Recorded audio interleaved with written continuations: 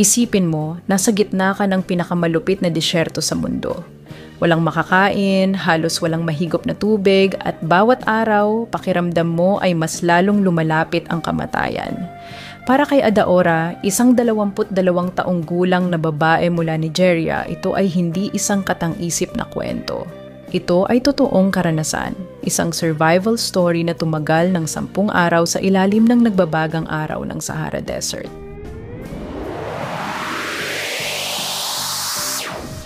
Ang kwento ni Adaora, 10 araw sa Sahara Desert.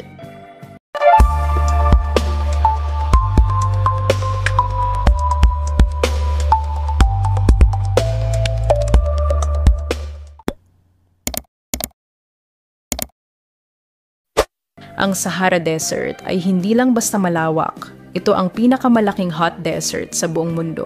Higit 9 milyong kilometro kwadrado ang lawak nito, halos kasing laki ng Estados Unidos at halos kasing lawak ng buong kontinente ng Europe.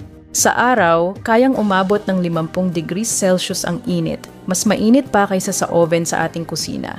Pero sa gabi, bigla itong bumabagsak sa halos freezing point. Sa isang lugar na ganito, napakadelikado para sa sinumang taong walang sapat na gamit, pagkain o tubig. Ayon sa mga eksperto, kayang mabuhay ng tao ng hanggang 3 araw lang ng walang tubig. Kaya isipin mo, paano nakaligtas si Adaora ng 10 araw? Si Adaora, hindi niya tunay na pangalan ay katulad ng libo-libong kabataang Nigerian. May pangarap siyang makahanap ng mas magandang buhay sa Europa. Gusto niyang makatulong sa pamilya at tumakas sa kahirapan. May mga recruiter na lumapit sa kanya, nagsabing madali lang daw ang biyahe. Tatawid lang ng disyerto, sasakay ng barko at makakarating na sa Italy o Spain. Pero hindi nila sinabi ang tunay na panganib. Para kay Adaora, ang kanyang pangarap ay tila abot kamay na. Ngunit hindi niya alam na sa halip na Europa, kamatayan ang halos sumalubong sa kanya. Kasama ni Adaora ang 22 migrante habang sila'y nakasakay sa truck, dumadaan sa walang katapusang buhangin ng Sahara. Ngunit biglang iniwan sila ng mga human traffickers sa gitna ng kawalan. Walang direksyon, walang tubig, at bawat oras na lumilipas, ramdam nila ang unti-unting pagkawala ng pag-asa. Ang ilan sa kanila, pinilit maglakad palayo para humanap ng tulong, ngunit hindi na muling bumalik. Para kay Adaora, ang natitirang tanong ay isa lang, hanggang kailan kami tatagal dito?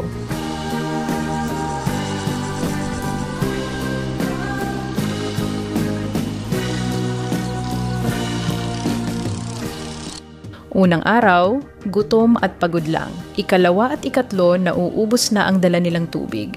Pagsapit ng ika-4 na araw, napilitan silang gawin ang isang bagay na ayaw sanang mangyari. Ininom nila ang sarili nilang ihi. Araw-araw, sinusunog ng araw ang balat nila. Umaapoy ang hangin at tila hinihigop ang huling patak ng kanilang lakas. Sa gabi naman, parang yelong kumakagat sa balat ang lamig.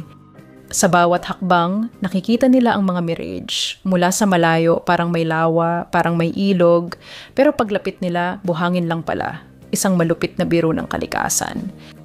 May mga kasama si Adaora na hindi na nakayanan ng gutom at uhaw. Isa-isa silang bumigay at naiwan na lang sa buhangin ng disyerto. Sa ika-7 araw, halos mawalan na ng pag-asa si Adaora lalo na at siya na lang mag-isa ang nakasurvive. Ang katawan niya ay nanghihina at ang isipan niya ay unti-unti nang sumusuko.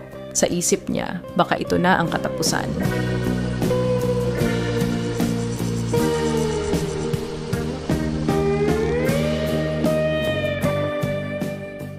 Ngunit sa ika-10 araw, dumating ang himala. Isang grupo mula sa International Organization for Migration, kasama ang lokal na awtoridad ang nakarating sa lugar.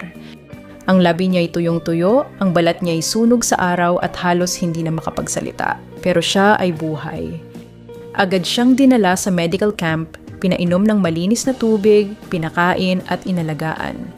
Para kay Adaora, ang bawat patak ng tubig ay parang ginto. Isang paalala na may milagro sa gitna ng kawalan ng pag-asa. Ngunit ang kwento ni Adaora ay hindi natatangi. Ayon sa International Organization for Migration, libo-libong migrante mula West Africa ang sinusubukang tumawid sa Sahara taon-taon. Daan-daan sa kanila ang hindi na nakakarating sa dulo. Ang Sahara ay tinatawag na silent graveyard. isang libingan na walang puntod, kung saan ang mga pangarap ay natatapos bago pa man umusbong. At si Ada Ora, isa lang sa mga iilang nagkaroon ng pagkakataong ikwento ang kanilang karanasan. Sa gitna ng kawalan, natagpuan niya ang himala ng pagkakaligtas, isang paalala sa atin lahat na minsan ang pangarap ay may kapalit na masyadong mabigat. At sa dulo, ang pinakamahalagang yaman na maaari nating hawakan ay ang ating buhay.